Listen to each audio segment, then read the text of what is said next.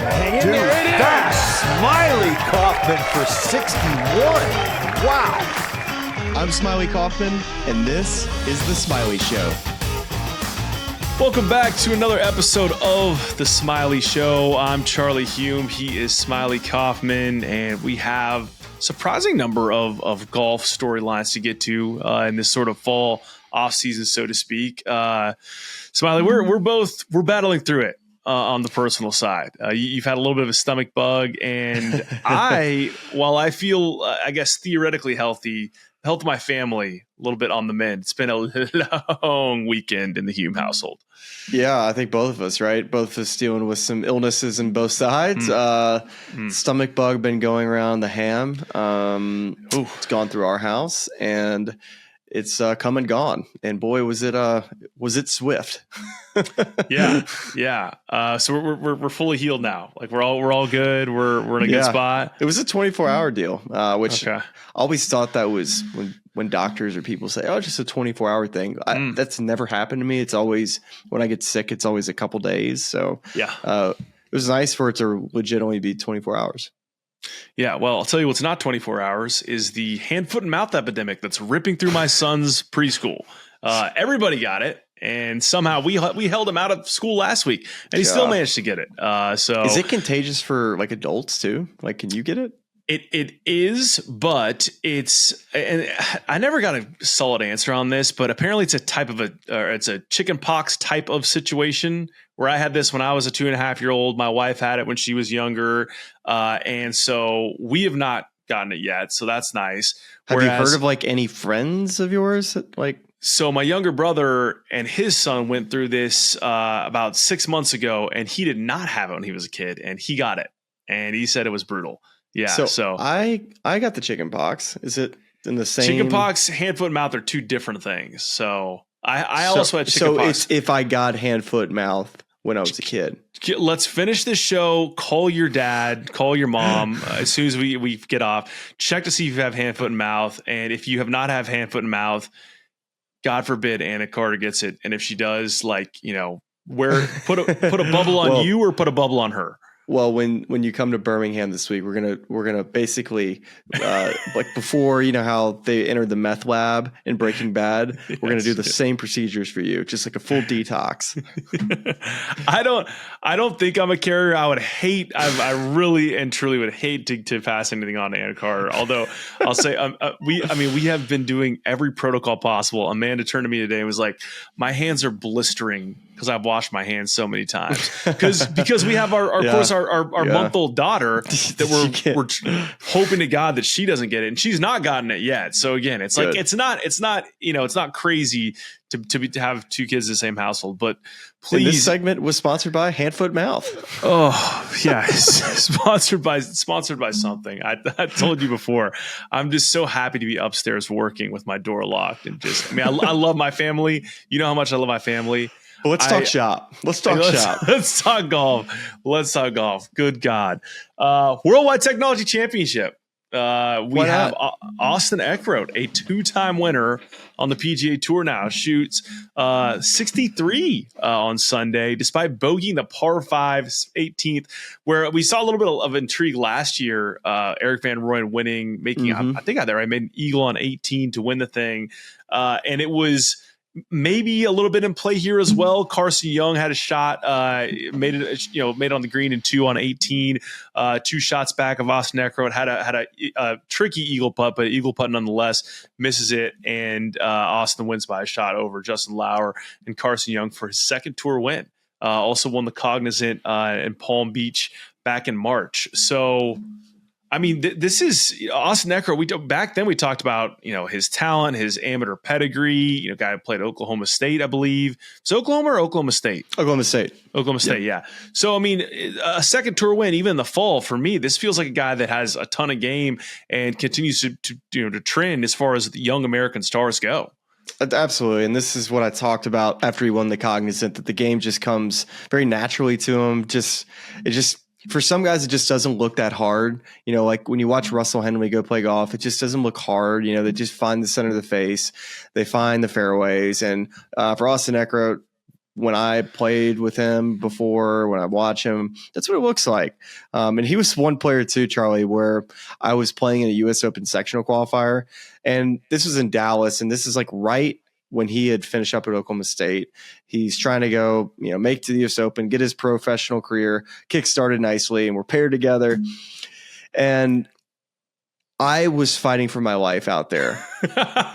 Like, I am hitting it all over God's green earth, but I still have a chance to make the U.S. Open. Like, I'm doing things that would not shock you, right? Like, like my ones that go out of play, stay in play, make a par, but then on the other holes, I hang in there.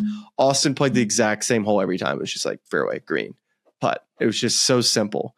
So not surprised to see since then him being able to make it to the PGA Tour and already winning twice. But the other thing too, when we just talk about the FedEx Cup fall, I think any of the guys inside that 125 number are loving a guy like Austin Eckroat winning this golf tournament. They want the points to go to the guys who are already in the signature events next year. And I don't know why, like it makes sense, right? Like that there's, guys that play that are in the signature events next year. They go and play these events, and it's not shocking to see them win, right? Because there's no pressure. All they're playing for is money, official world golf ranking points, and just going to play golf. So not shocking to see Austin Eckroat win. Yeah, and you note something there that we're going to get into. There was, when we're talking about the off the course type of storylines, there was a lot of chatter about the changes we've been talking about on tour that are upcoming, that are going to be voted on shortly by the policy board in terms of less tour cards being available, some field size changes, things like that. And there were even comments this week by Justin Lauer after his third round about, he's a guy where, to your point, Austin Eckroat, he's safe. He's in signature events next season. It would have meant a lot more to a guy like Justin, and he's not a fan of the new changes. Not shocking. But to just kind of continue a little bit on the Worldwide Technology Championship before we delve into that, one of my favorite tropes on the show is to refer back to the 2021 Walker Cup that I went to at Seminole and just reference all the guys on that team, how much fun I had that week. I got to go back to I got to play the hit, Smylie. I got to go back to that every single time I can. And so, Austin Eckroat on that team. Another thing we love to do on the show is play a little comparison games, little prediction games, things of that nature. So here's what I got for you today. All right. Austin Eckroat, prior to this win, I believe was 59th in the OWGR. Did some quick back of the napkin math. I think he should be about 43rd after this win. Just talked about he's won twice on tour now. Another guy on that American team, Davis Thompson, entering the weekend 39th in the OWGR, has the one win on tour, of course, this summer at the John Deere. So I want to play a little predict the future for these two guys who are both young Americans. We've talked about, maybe they can end up on teams someday. So the three questions I have for you is between Austin Eckroat and Davis Thompson, who do you think has more wins on the PGA Tour in 5 years? Do you think either of these guys makes a national team? And if so, who do you think makes it first? And do you think either of these guys wins a major at any point? I think Davis Thompson's ceiling is higher. Okay. So I think that would potentially translate, you would think, to a guy making an international team, because you have to be that good to make an American team. So I would lean Davis Thompson there. But Austin Eckroat's just like consistency and how easy the game is to him. I think he'll find himself in contention in a lot. There's no really weaknesses to his game, where Davis, I would say the putter would be the one thing that he needs to continue to work on. And what's the third? Did I miss? Just most wins in 5 years. Do we see on a President's Cup or Ryder Cup team at any point? It'll be Davis. Davis would be the guy. He's I don't even know how to compare him to really anybody that's an American right now, because you don't really know him, right? Like Davis is he's just really good at golf. He's much more introverted than, an extroverted guy. So, but from a talent standpoint, man, God, we saw this right after the John Deere, right? Like we went and said like, all right, let's see, what Davis Thompson has done this year. Let's check his stats. And we're like, what? Like, these stats are incredible. And I saw this Golf Digest post. I assume it was Golf Digest because a lot of these things that Golf Digest posts typically are on the clickbaity of things of sides. And they were taking some cheap shots at some guys. Thank you for saying it. Yeah. calling them like one tool players, two tool players, like the baseball terms. And they were using the cone of stats that we always refer to. When a guy is way up there, that would be one. Now, if they have all those different levels, they would be that. And dude, Davis Thompson's basically a 4-tool player. I mean, when you go and look at it, like around the green, total, off the tee, like the putter is the only issue. So Davis Thompson would be definitely my answer when it comes to who's got the higher ceiling. Yeah, it's interesting to me. The reason I wanted to ask you is to get that sort of unpacking of each of their sort of games, their profiles and things like that, because they both strike me as sort of understated to a certain degree, and guys that are talented. But then you're looking at the last couple of years of collegiate golf, and of course you have a guy like Gordon Sargent who's about to make his pro debut, and there are others in the pipeline. Nick Dunlap, of course, winning as an amateur at the Amex, and now he's in that sort of young American star category. But guys that are easily overlooked, but now a collective 3 wins between the two of them, and not spending a ton of time on the PGA Tour. And so, I mean, it's. I think both have. I do agree with you as well. I think just looking at both of them play, Davis clearly has a high ceiling. Or higher ceiling, but I think both guys can end up being sort of steady, especially if they just continue on the same track in this next year. Could end up on some of those teams at the latter half of the roster. Yeah, I just look at Davis Thompson's stats. Just so I know, I just referred to him. I'll just give them to you. Like strokes gained total, Davis Thompson 8th on the PGA Tour, tee to green 13th, off the tee 48th. So not bad there. Approach the green 36th, around the green 3rd. Longest drives 444 yards. So I don't know if that hit Carpath a couple times, but I don't know. I think. You've definitely been one to play the trumpet or play whatever tune you want to about, young guys making President's Cup teams. But really, what it's going to take for a Davis Thompson or a Nick Dunlap or an Austin Eckroat, Minwoo's not an American, but for one of these guys to make a Ryder Cup team, they got to play so dang good. So good. We're talking about at least 2 wins and, playing really well in the majors, right? Like they almost need to win a major to find themselves on that team. Well, I forgot to list like Akshay Bhatia in there. Like there are a lot of young guys. There's another example, right there, just kind of knocking on the door. But that core that's been, the nucleus of those U.S. teams that's sort of grown up and now they're not old, but a lot of them are kind of in that late 20s, kind of moving into the early 30s sort of phase. It's going to take a lot to knock those guys off, given how well they played historically and how much experience they have in these competitions. So, but I'm you know how I am. I'm always trying to kind of get a young guy in. I'm trying to get some fresh blood in. So just figured it was a worthwhile topic of conversation. Another American who's in his 20s, in his late 20s, but worth mentioning as a guy who did not win this weekend, Max Greyserman. How about this for Max Greyserman's last 6 starts? Boy, he's been playing good. 3M, solo second. Wyndham, solo second. And then the 2 playoff events, FedEx St. Jude tied for 33rd. BMW tied for 28th. Obviously did not make it to East Lake. And then his fall calendar ties for 2nd at the Zozo, and then solo 4th this weekend at the Worldwide Technology Championship. It was like in the mix there for a while. So, I mean, I guess finishing top 5 is better than not finishing top 5. But the flip side of like, how do you do that so many times but not end up hoisting a trophy at the end of one of these tournaments? Yeah, well, I talked to his coach, Jeff Smith, and another guy, Jonathan Fly, who's also underneath. Oh, Jay Jeff. Fly. Yeah, Let's go. Jay Fly. That's our guy. Talked to a little bit about Max Greyserman, and I think the one thing taking away from the Wyndham Championship, where if you were watching that, and a lot of people had turned the TV off and already chalked up the win to Greyserman after that hole out eagle on the 13th hole, hits it out of bound at 14, makes an 8, and ends up, I believe, 4 putting on 17. It was a lot of putts. Or 16, I should say. Yeah. But the one, there's 2 ways you can look at it, right? Like, first off, how did he handle himself after? And the fact that he did an interview after, was able to self-reflect and say, you know what? It was an unfortunate deal, made a bad swing, wrong time, wasn't able to get it done. I thought that showed a lot of toughness, a lot of just, owning for, this is professional sports. He's a young guy, could have easily walked away. So right then and there, I'm like, okay, that's a check mark for Max when I go and see him. So I'd see him the next week in Memphis before the week starts. And I'm like, man, great plan. That's took a lot of guts to go do that interview. And you know what? It even took more guts was for him to then be like almost dead last at Memphis and then goes on a run to eventually make it to the BMW.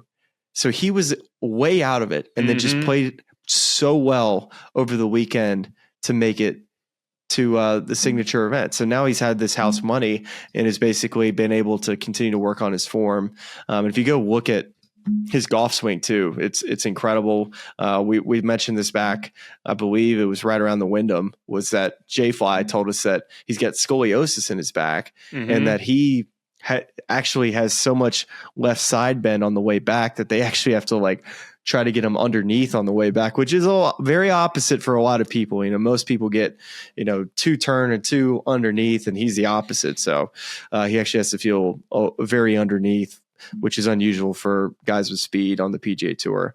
So with that being said, Max is on a heck of a run, and another player too, right? That is a young American that's got plenty of talent, and he was playing with somebody down in Florida recently that I just talked to. I don't know if it was JT. It was some guy that plays out maybe at the Medalist, and Greyserman was a guy that he was always playing with him. He didn't have status yet, but he was always the one winning the money. So I think a lot of PGA Tour players, especially guys down in South Florida, are not surprised to see Max play well. All right, here's what I want you to do, and I want as many people out there who are listening to this or watching this to do as well, because this was the most out of left field observation that Amanda made while watching this tournament with me. Is she said, that guy looks like Rory McIlroy. I was like, what? And then Greyserman? I googled Max Greyserman, okay, and I googled Rory McIlroy, and you know what? They could be like cousins. It's not insane. It's like they could be from the same family-ish, like extended. I'm not saying exact doppelgangers. I'm not saying brothers, but I'm saying if you told me they were related, it wouldn't shock me. Do you have them up right now? Are you doing a little? I'm going to pull Rory up. Okay. Just to kind of give it a full deal. Yeah. Like just to kind of, is it crazy or is there something there? It's his like eyes to the nose thing. Everything else, I don't see it. But if you like just covered his, like the middle of his nose, and then you just saw the rest and took away Chrome Tour, and you maybe threw a Nike hat there and just saw the top of his ears, it'd be like, that's Rory. So okay, you see what I'm doing? That's something. Yeah, I see what you're doing. I'm doing a little bit over here too. Yeah, you know what? Yeah, you're right. You're dead right. Speaking of doppelgangers, the kicker for the Vikings. Apparently, him and I look alike. I had so many people tag me, Will Reichard, with this lettuce in the locker room. Pardon my take, tweeted it. And yes. I was like, Fran, does this look like me? She's like, kinda. I was like, well, all right. And then our guy Jackson tried to do like one of those face mesh things, and the end result came out looking out more like Justin Thomas than you. I don't know what happened there in the mix. It's very, very strange. But yeah, you could be out there missing field goals to the Vikings. Okay. So I did offer to. This is all that we're going to speak about this game, the LSU Alabama game. Is that I did say for game day. I forgot to ask you about that. We stink. If you want to hear my rant, go back to the LSU Texas A&M 2 weeks ago. Same rant. Just press replay. That's all I'm going to say. But I did offer to Stanford Steve and game day to kick in the Pat McAfee thing, but apparently it's like a legal thing because so much money's been given away. It's got to be actually like lottery picked. But I could have entered as whatever. A kid like tore his ACL. Yeah, there you go. Yeah, I did see that. There was a kid a couple weeks ago that tore his ACL backstage and had a guy sub in for him. And can you imagine? I love that. It's high stakes. It's a heck of a story. What do you think the longest field goal is you could make? I think I can make low 40s. Low 40s? I think I'm good from 52. Dude, shut up. I think I'm good from 52. Do we need to go film this? Absolutely. I think I'm good from 52. Like easy. All easy. right. When we get here, we'll go straight to the high school field. Do you have you have a field nearby and you can film this? It's 10 minutes from my house if we need to go film this thing. Do I need to bring my own ball, or are you going to have one for me? I gotta find a ball. I don't have a football. I gotta bring kicking shoes. And my shoulder hurts so much from carrying a baby around that I can't throw a football anymore. I can throw those Nerf ones that are like real light, or like the kid miniature ones that are lighter. Yeah, but you give me a big football. I watched some guys throwing football on the beach the other day, like having a real good time throwing it. And I'm like, how are their shoulders holding up? That's all I was thinking about. It's so bad, Smylie. Like at this point in our lives, just with the kids and everything, and trying to work out as well. And you're almost like, I want to go light on this workout because I know I'm gonna have to just, carry my son across the house. And now he wants to be picked up and down, and he wants to dance and jump up and down. It's just whole thing's such a mess. I went and saw our guy. Shout out to Recovery Pin Digby Watt. Oh yeah, I didn't get to ask you about that. Oh, good. You better in a better spot. Where the neck's a lot better. We were in a tough spot with the neck, but we're trending in the correct direction. So, well, if you can't see, there's a beam holding up my head behind me because my neck hurts so bad. That's right. You had a similar issue. We're falling apart, dude.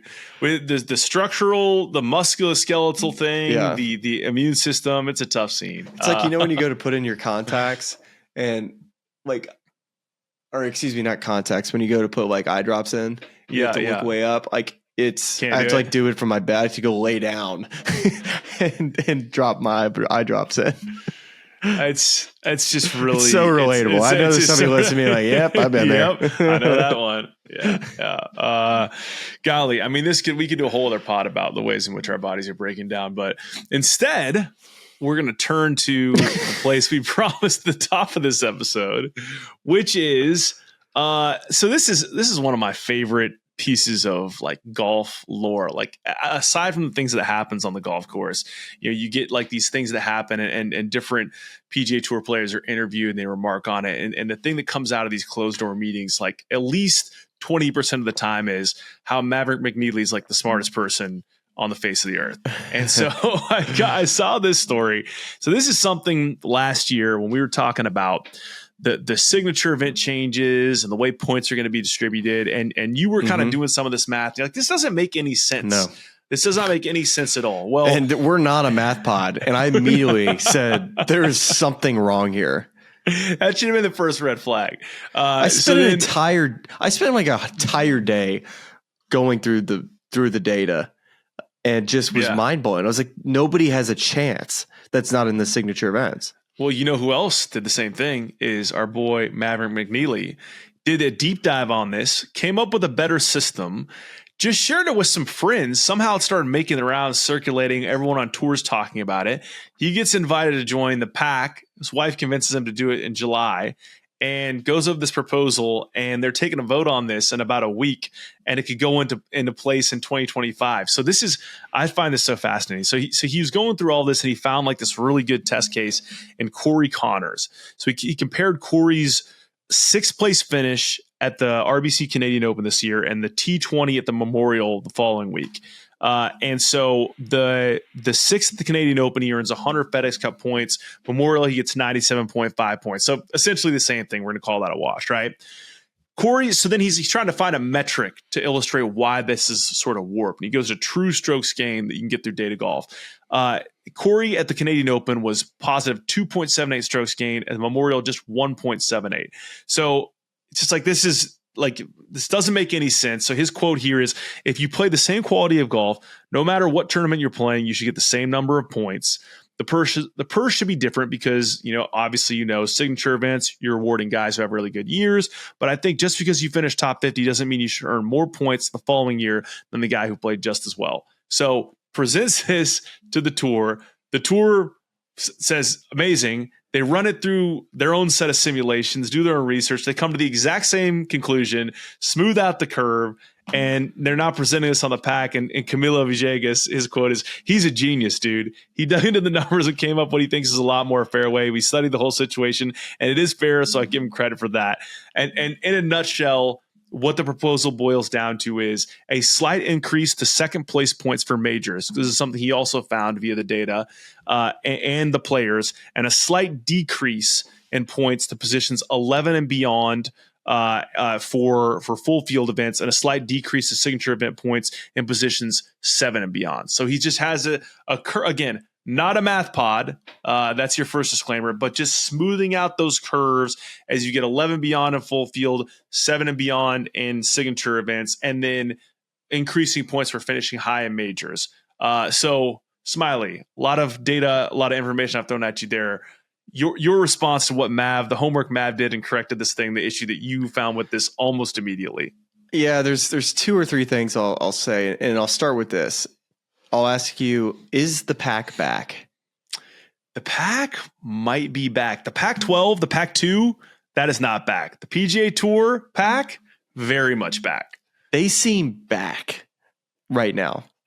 I mean, we have the Camilo sending the email about the changes of, the events and how many players are going to be playing in these full field events. And now we have Maverick McNealy basically going full Albert Einstein and figuring out the correct way to have the right distribution curve on these points lists. And so, okay, maybe the pack is back. The second thing I'll say is that in 2017, this would have been my second year on tour. They made an adjustment to the points, and it was much more of the area from about 20 to 35. There was too many points being awarded in that area, and they eventually what they did was take some points away and put more points towards the top. So there were guys that were like, if you were a top 25 machine, like in 2016, which was my rookie year, you were just so many points. So I think this isn't the first time this has happened. And I know that we have a new point system with signature events, so it's not apples and apples comparing, but it's not the first time they've, made a bit of an adjustment to the curve. My thoughts on what Maverick has done, it's like, you don't say. Like, this is what I've been saying, is that this is wrong, and they needed to fix it. So I guess what jumps out at me, and I think that it was obvious that the open field events, when you finish 6th at Canadian Open and you finish 6th, if you finish 20th at the Memorial, are those the same? And we talked about this at the beginning of last year, and I can make an argument. You're playing a tougher field, but you're also playing less guys, compared to 156, there's a cut. So there's a lot of different ways that you can value of, how we got to 6th place versus 20th and which one deserves more points. And that was Maverick's whole argument. It's like, fine, if you finish in the top 50, take the money, take all the money you want, but do not take away points for guys that are playing just as well in an open field event. And that's the biggest argument in this that I completely agree with. So it seems as if strokes gained data is what is somehow the tour is strokes saying, which I also like. That is now we're using true strokes gained data as complete fact. I know some people have holes in strokes gained data, so that's a whole different deal. I wondered the same thing about just looking at relative field sizes and strokes gained versus baseline. If it's but again, apparently there's just raw strokes gained data like for these events, and then I guess within data golf the true strokes gained corrects for all these sorts of things, and so there's sort of a comparative. You can look at that number and compare it to other events, and for the most part can say that they're you don't have to do anything to change the data to account for field size or field strength or whatever. But what you said right there is exactly the way I feel, and it's almost like that's we all know it's wrong, And we all know, like, simply from the bat, like, that something didn't make sense. But I think that the piece of intelligence that Mav had that helped distill it was just seizing on what part of it was wrong, and also making an eloquent argument where it's like, hey, I get it. At face value, it seems like you're doing these new events. They have all the best players in the world. Yeah, the purses should be bigger, and they should give more points. But being able to kind of split up, all right, we're still playing all these events on tour. And if a guy's playing just as good or better golf in this event, looking at strokes gained, playing against the course, whatever, why are we penalizing that guy? Like, give the guys in signature events more money. That's completely fair. That's the bonus they earn for finishing top 50. But let's just reward good golf across the entire year in a fair way. And I think that's like so much easier to make it make sense for people than trying to compare, does a 6th equate to a 20th, if you're comparing signature events to full fields. And I think the tour was lucky this year, to be honest. I really do, because I didn't believe that the 50 guys that were going to qualify for the 50 this year. So the guys that made it all the way to the BMW, I really felt like the percentage odds were going to be that 40 or so were going to be the guys that were there last year, which is I know that's a higher number, but I feel like Scotty Scheffler and Xander Schauffele, I feel like they kind of saved the PGA Tour a little bit. They ate up a lot of these points.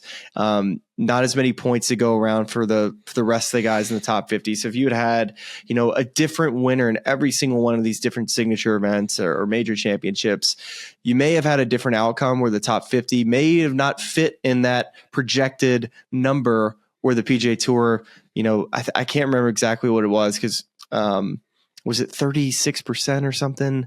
You're talking about the turnover from year to year? Yeah, the turnover, year-over-year turnover in the top 50. I want to say it was, I think 36% is what they're projecting, or maybe it was 36 spots or 26 spots of the 50. Golly, not a bad thought.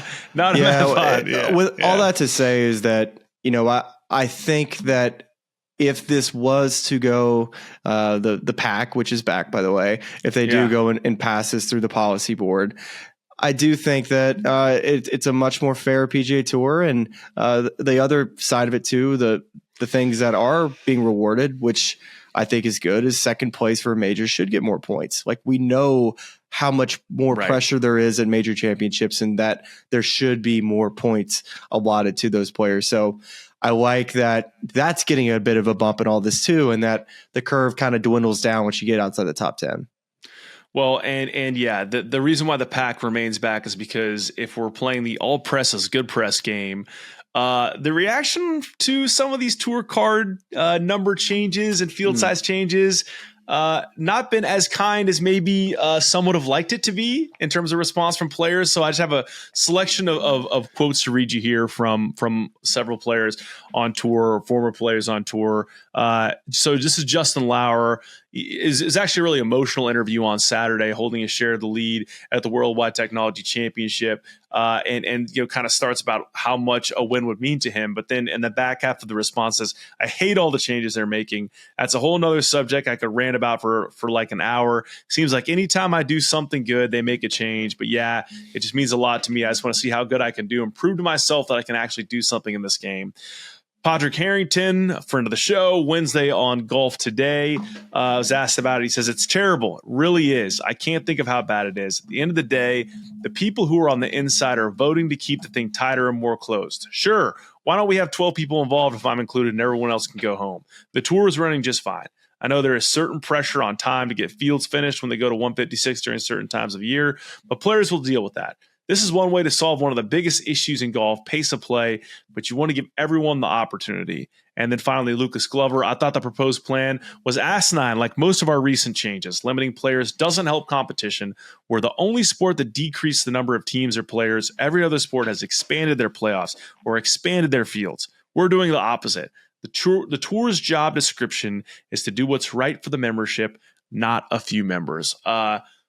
Your thoughts on that collection of quotes with regard to the proposed changes that we discussed, and I think generally we seem to like them.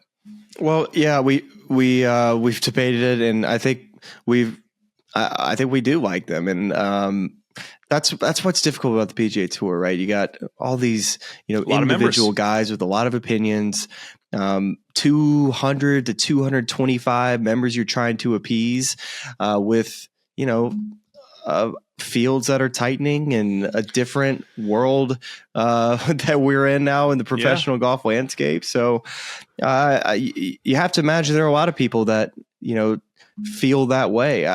But from our perspective, as somebody that played the game professionally, was on the tour, in media now, can see both sides of it. I, for one, if I was still playing, would be 100% in the boat of I want every opportunity to play. Now, where I sit now, I don't really see it that way. So it's weird. If you go ask me if I just got done after, shooting 66 out of Vestavia, and I'm like, maybe I could play again. And you're like, hey, SK, what do you think about, should there be 100?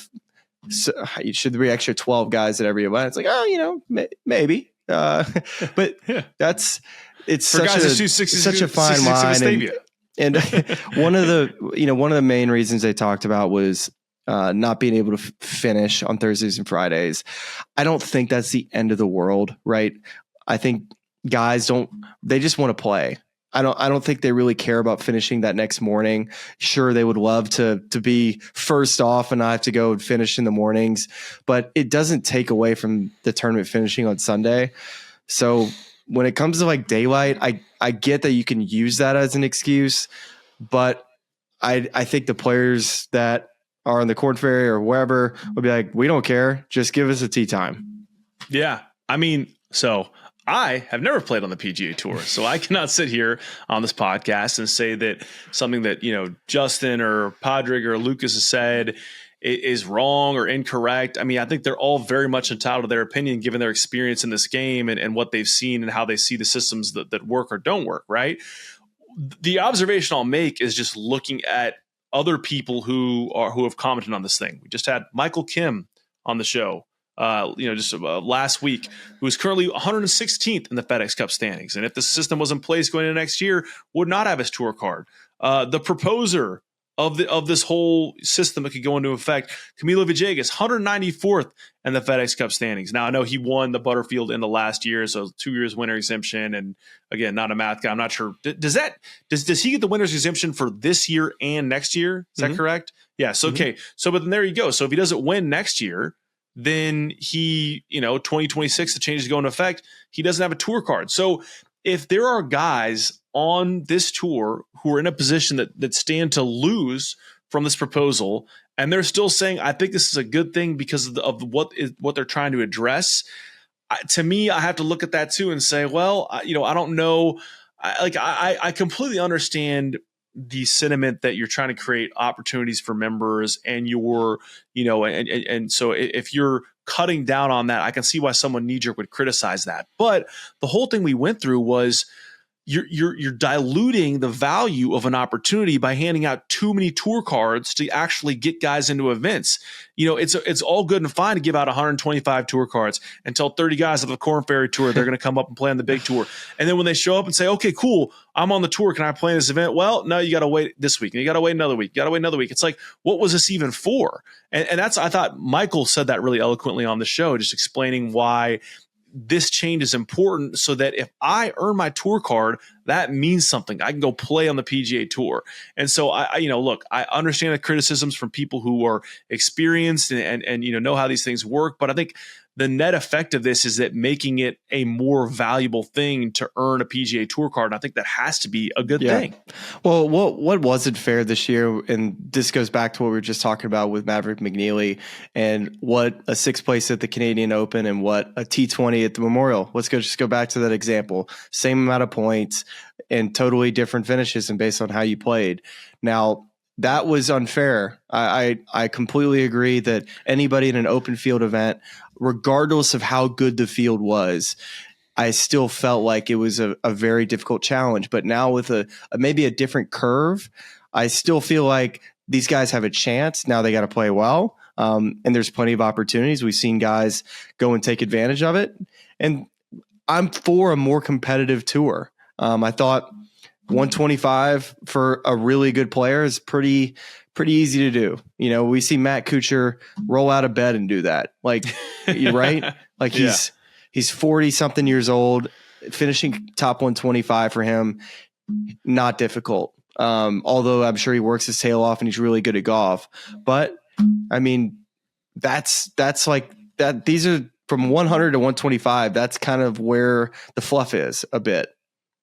Yeah, I agree completely. And so I think, I mean, it's there are definitely going to be impacted players who are good players and who deserve opportunities, but there's going to be another pathway to kind of work your way back into that ecosystem. Yeah. And there are a lot of good young players coming up, from other pathways too. I mean, that's a great thing about it. It's a merit-based sport. It's highly competitive. And, I think the same like it. Don't you kind of like it for like fantasy not fantasy, but guys at the beginning of a year with only 100 guys, like drafting with your buddies. It's like fantasy. I see like more fantasy value week to week in a smaller PGA Tour than a bigger PGA Tour. Wholeheartedly agree. And I think the other thing too, the point that Michael made when he came on the show was that some of these guys in these categories right now that are impacted are still going to get starts in some of these weaker field events where guys don't want to play. It's not on their schedule. Like they'll find their way into PGA Tour events if it's important for them to play those.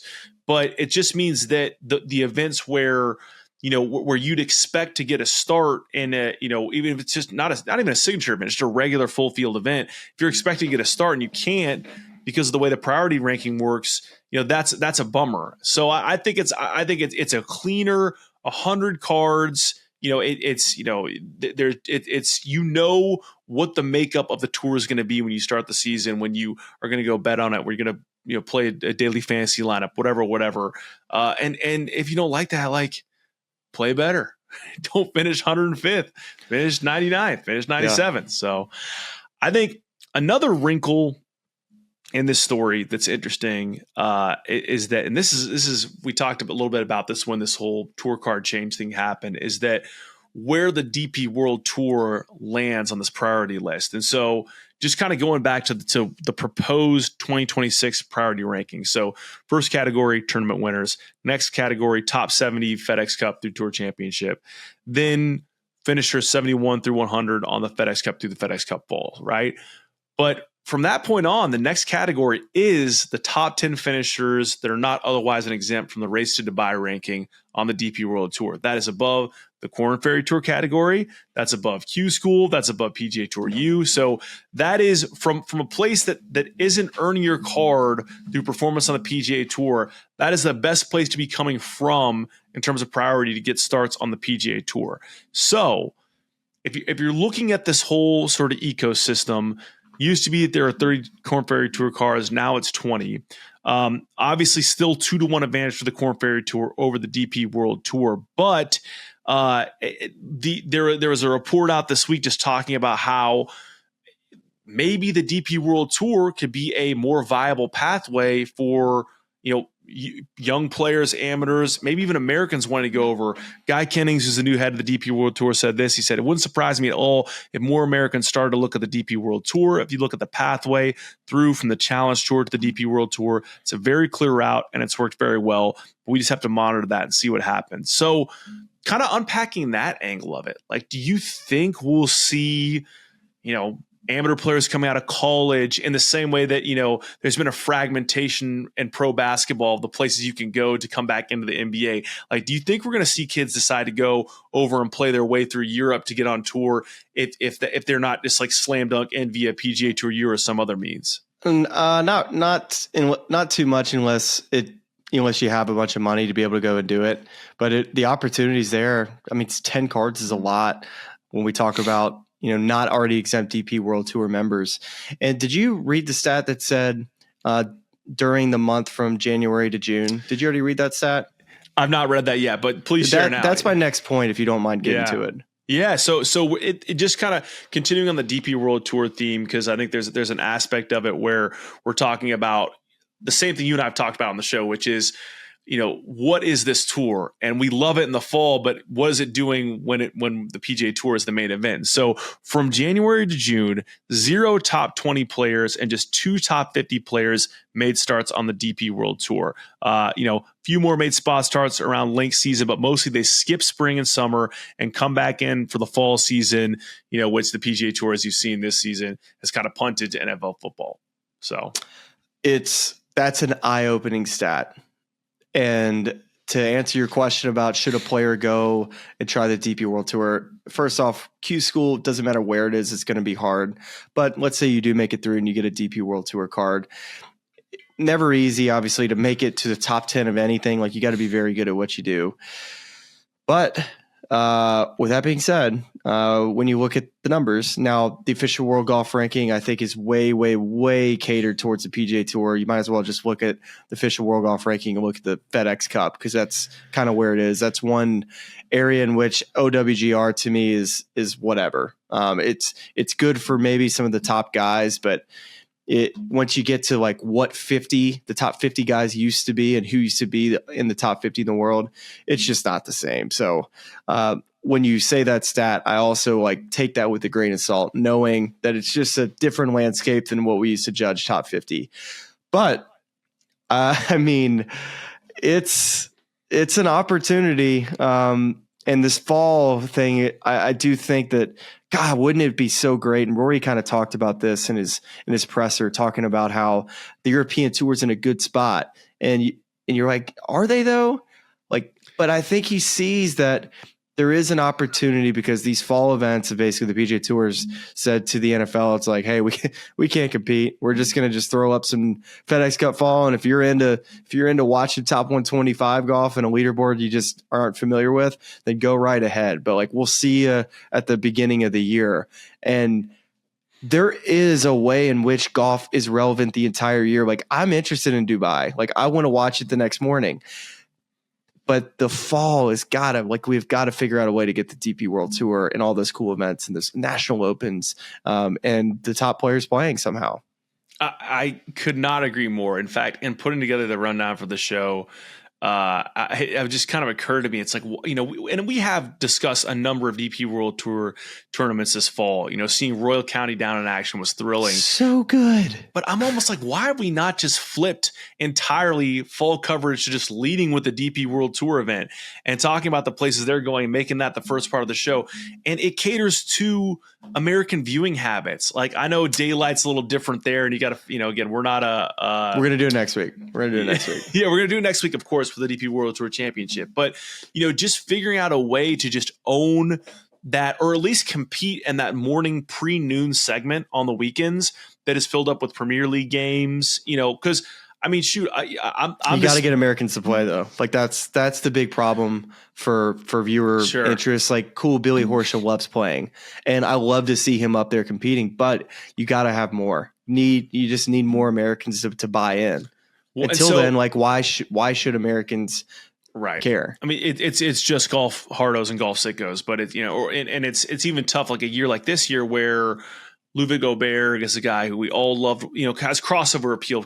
Americans care about him, but he's rehabbing the knee injury. And so you're not seeing him in these events. Also, Hovland, a little banged up. Taking some time off. So to your point on Rory's quotes, he said, this is one excerpt of a whole discussion he had, but I think hopefully we'll get more than just the patch at the end of the year. There have to be some tournaments dispersed throughout the year for the tour to stay relevant, not just in a 4-month window, but a little bit more than that. Yeah, look, we'll see what happens. I think I've articulated that I think the European Tour is in a good spot because it might have a couple of different options going forward. That is the intriguing piece of it to me. And so I think that's where, whenever this whole thing comes together, that's been rumored between, of course, the PGA Tour and the PIF, but people forget the DP World Tour was announced in that initial framework agreement as being a party to this whole agreement. I just hope that it's a creative solution that gets Americans over to play the fall events and all these amazing European historic golf venues, and maybe mixes more global events in the main calendar, kind of to Rory's point here. But for sure, and Liv, figuring out how that whole thing works into, and they are probably more global in the PGA Tour, but they're still playing half their events in the United States. So, the DP World Tour, this year has played 44 tournaments across 5 continents and 24 countries. Like that is a global tour. So I think it's one of those things where just kind of taking stock of where they're at right now and just seeing this huge opportunity in the fall. If you can get good guys over there to play to own that morning TV segment and actually sell that to American advertisers. That's the other thing. It's like, that's the whole, big part of this is like, make it palatable to American audience. Like, I don't know what the relative Premier League ratings are pulling, and it took years to build those to a spot where it's even relatively significant. Yeah. And so you're starting from scratch kind of there. But if there's a way to kind of make it commercially viable here, it would just be so much more compelling. Sunday mornings is obviously tough, right? Like if you're going to go to the Southeast audience and be like, well, honey, we got church at 8:30 and then we got sweet tea and we got breakfast after that. And you can't have your phone out. And we got the race to you can't be streaming the Irish Open here at our meet and 3 Sunday brunch spot. Yeah, no, it's fair. It's a tough solve. It's like everything in golf. I mean, this kind of reminds me of the Kyle Porter conversation we had. Like, it's just, there are just so many moving pieces. How do you fix it? But it's interesting. I mean, at least on the developmental front, I did think that piece was interesting of like whether or not guys will look to kind of game the game a little bit to work their way in. Not the top guys, but like, so. Did you watch any of the golf this week? The DP? When I wasn't just running a fire drill around the house. The places are cool. Just like a ton of water looked like to me. Yeah. But they were shooting nothing. Yes. Yeah. And that's the thing. It's like, I like seeing some of the unique venues, like the 2 boxes that it checks for me are like historic venue, Royal County down this year, or like, just something that is visually different than what we see in American golf. Like I can't remember the names. It's like partially French, but where they play the Omega Swiss Masters every year, like in the Alps, just looks so sick. Geneva? But the name of it's like Crondor something. I'm not going to attempt it. Like the name of the course. Geneva is Switzerland, I think. Geneva is Switzerland, which we were talking about the Swiss Masters. So you're okay, right? I thought you said something French before that. Well, because they speak French in Switzerland. Just keep going. Just keep going. We are not a linguistics pod.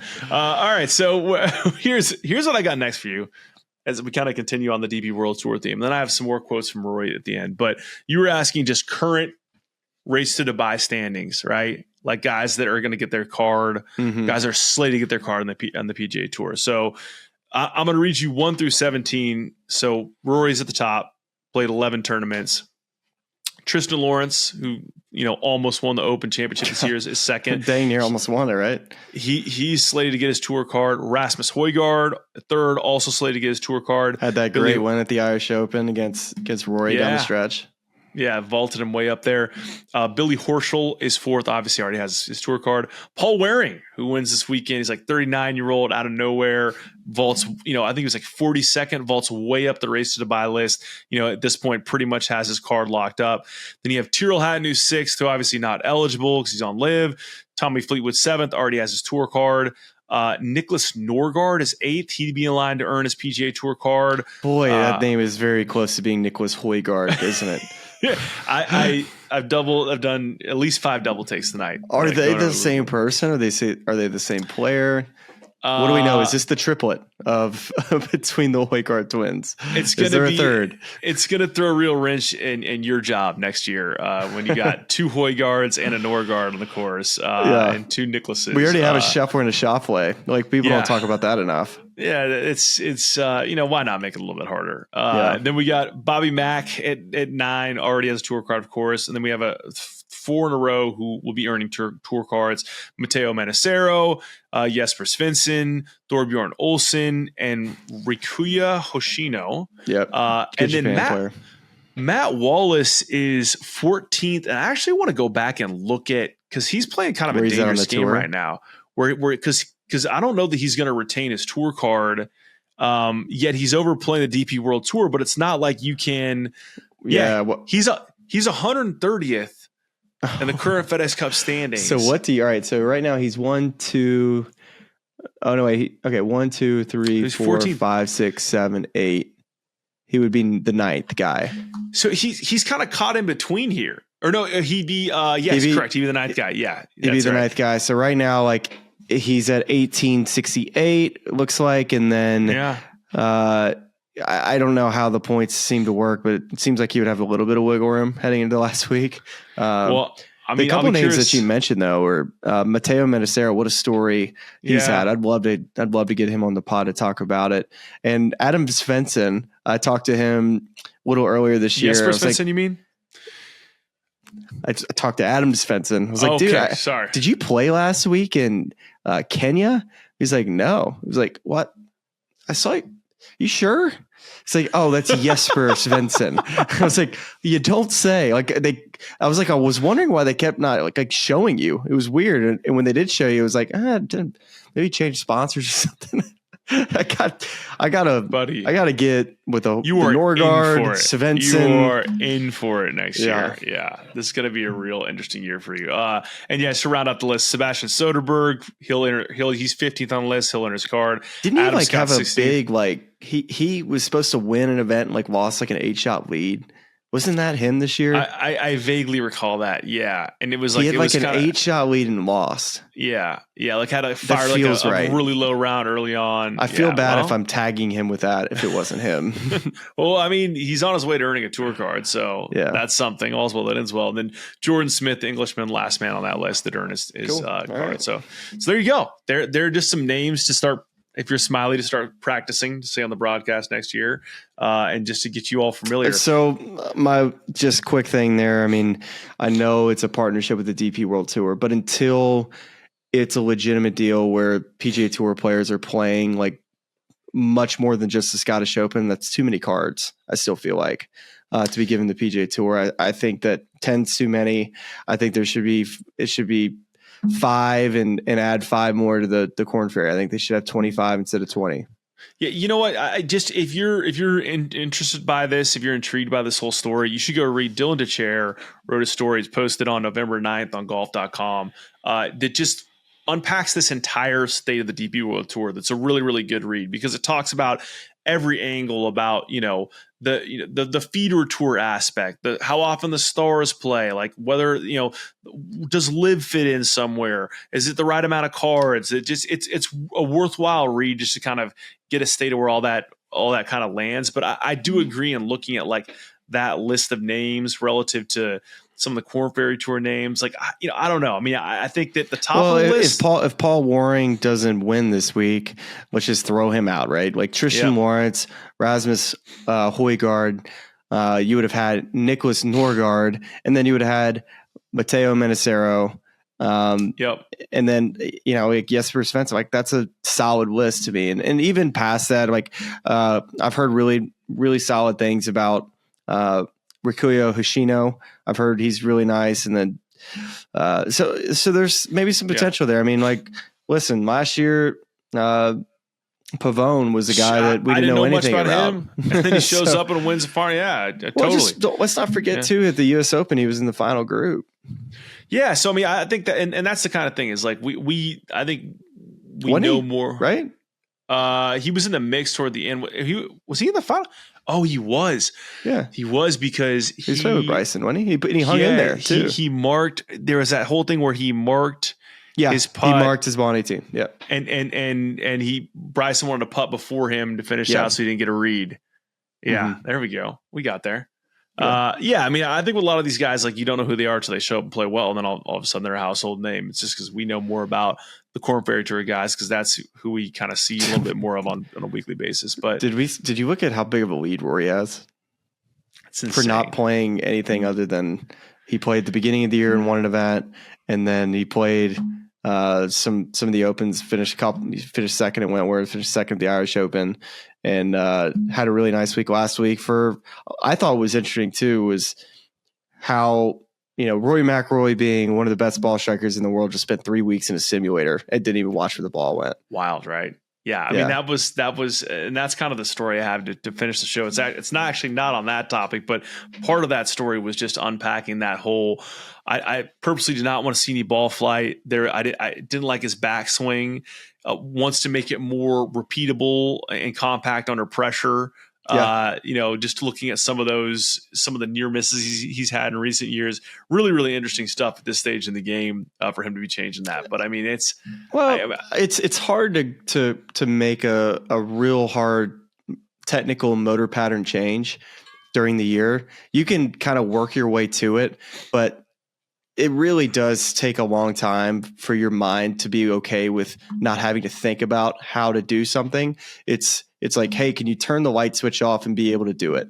And your body's going to know whether it's done it or not. And if it hasn't been repped enough, then it's going to revert back to the pattern that you had. So Rory, he actually talked a little bit about this in that Full Swing documentary in the locker room, where he's like, I just feel like I need a full overhaul. I need to start from scratch. And hey, I give Rory a ton of credit this fall, because you see a lot of guys don't even play. They don't do anything. They just play at home. And Rory's, he winning on the DP World Tour and winning his 6th Order of Merit race to Dubai. That means something to him. He wants to be the top European player of all time. So I have to admire his passion for wanting to be the best and working to get to a point to where, hey, I know we haven't won a major in 10 years, but who's to say that he can't pick off 3 or 4 more if he can't get his swing exactly the way he wants it. And gosh, I'd love to see it, right? I think we just have so much battle scars as fans of Rory's. Yeah, 100%. I think it's Rory. He goes about things in he's very rarely half in. It's he's all in on a certain direction. It feels like, whatever that direction is, and he'll let you know about it. And so on the topic of where Rory's playing, another Dylan DeChair story on golf.com, looking at his upcoming schedule this year, we went from a whole overhaul and a whole new schedule this year, set up to play more before majors, playing events he hadn't played in the past to kind of gear up for these majors, to completely going back in a different direction and cutting way down on events. So no Century this year. That's smart. It's smart, totally. Right? He played too much. He played Valero before the Masters, just trying to find a way to get in rhythm before the Masters. But it just seemed like he had played much, because remember, he plays overseas at the beginning of the year too. Correct. And that's why he usually skips a Century every year, is because he's still overseas playing on the DP World Tour. He's not going to play the Cognizant this year like he played last year, or the Valero Texas Open, or a signature event in the RBC Heritage. The one that popped for me the most was he's probably not going to play the first round of the playoffs. He said this to James Corrigan of the Telegraph. I'll probably not play the first playoff event in Memphis. I mean, I finished basically dead last there this year and only moved down one spot in the playoff standings. That to me was whoa.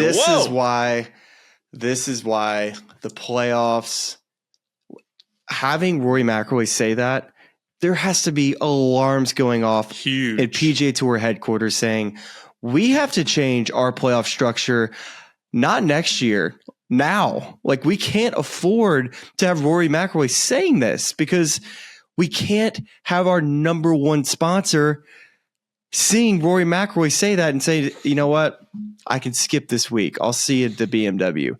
That to me was such an alarming statement, and one that we've been calling for. We need a restructured playoff system. I think that there are a lot of different ways that this statement's being read. Among them, people saying this is Rory kind of being fed up with being trotted out by the PGA Tour and being used in a number of different ways as sort of a poster boy, and then things not going the way he wants them to go, which I think is an interesting viewpoint. But that to me is a huge alarm, as you said, in terms of if we're going to have guys who are now skipping, we have a 70-player field to have this whole thing structured.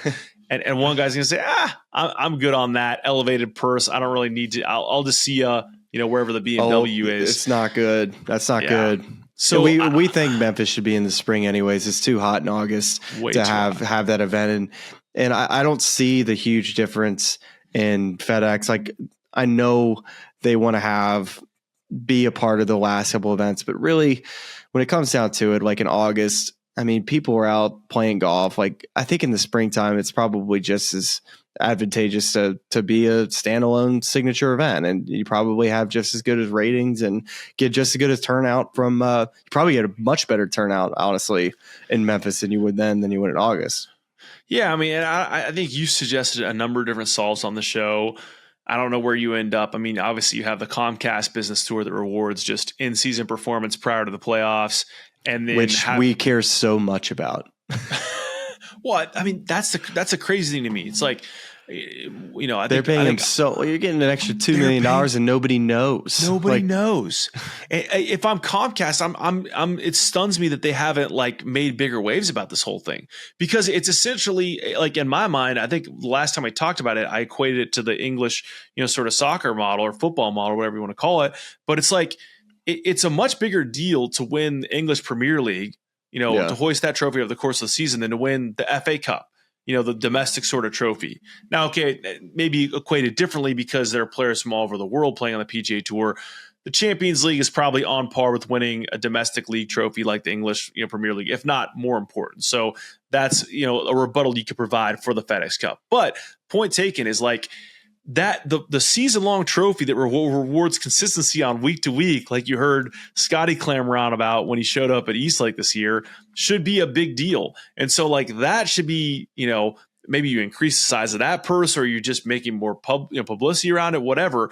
And then having some sort of finale sort of cup tournament, like you suggested, that's like a seeding tournament, whether that's Memphis or the BMW or whatever else. And then we go into Eastlake and it's match play.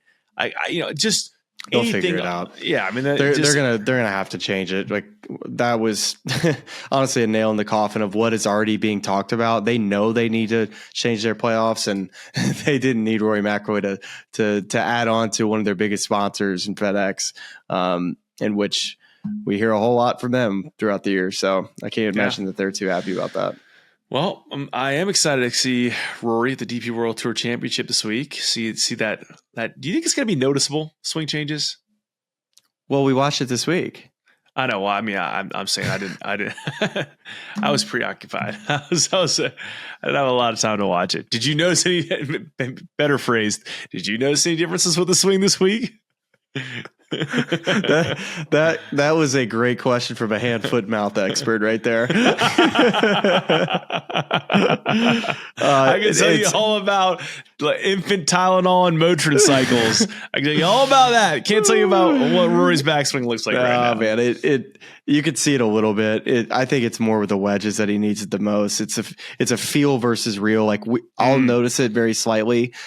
Somebody else that just doesn't have an eye for the golf swing probably wouldn't notice much of a difference, but to Rory it probably felt like such a big leap to get from where he was to where he is now. There you go. I guess I'll either go watch the highlights or I'll catch up on it when my son is healthy and less preoccupied this weekend. So that's all I got, Smylie. A surprisingly loaded slate, right? Yeah. Any final thoughts of the people? Are you excited about Alabama this week, man? Yeah, happy to have you come down, play some golf. Kick a 52-yard field goal. We just kick 50-yard field goal. We just finished up our second Junior Golf Alabama event out of Vestavia Country Club, which I was proudly the host of. Wasn't able to get out on Saturday to watch the kids play because I had the bug, but was able to get out all day today. Watch the kids play. A lot of fun. Shout out to Swag Golf for sending putters to all the 9 division winners. That was really cool of them to do, as well as Strixon for sending over golf balls for all the players. And also a shout out to our director of golf, who today was his last day. He's taking a job up in Wilmington, Elliot Jones. So did a great job at Vestavia, and I wanted to shout him out. North Carolina, I can't remember the name I can't remember the name of the course that he said. The only golf course I know there is Eagle Point. I feel bad that I don't know the name of it. I should know, but sorry on the spot. Don't know the answer. Yeah, sorry to grill you there. Just North Carolina curiosity. Yeah. Well, yeah, very cool swag and Strixon, and that's another one I had in the notes. Shane Lowry got a full new bag of Strixon gear. Yeah, I actually went through his bag to see what he was playing, because I was like, do I need to send a little email to maybe get some more get some new clubs, some SK Proto irons. We'll have to see about that. Yeah, very good. Well, cool deal for you in the tournament this weekend. Glad the bug didn't hold you down on Sunday. So that's what we got for this week, and we're very excited about the guest that's going to be in the feed this week. Very excited. You do not want to miss this one. Tune in, whether that's in the feed on Wednesday or Thursday. Depends on how much post-prod we want to do to make that thing as good as it can possibly be. But just know that we got a big guest coming soon. So we appreciate y'all watching and listening this week, or today rather. I've lost it, Smylie. That was so much podcasting as I could do. Talk to you later, and thanks for hanging. I listen to this podcast. It's really cool. And all of our local fans and subscribers, but make sure you like and subscribe. It's cool to see what you guys are doing. I know golf fans appreciate it, but we do too, so please keep it up. For all the good people at YouTube, like and subscribe. You guys have some good takes, so I'm happy to come on and shoot the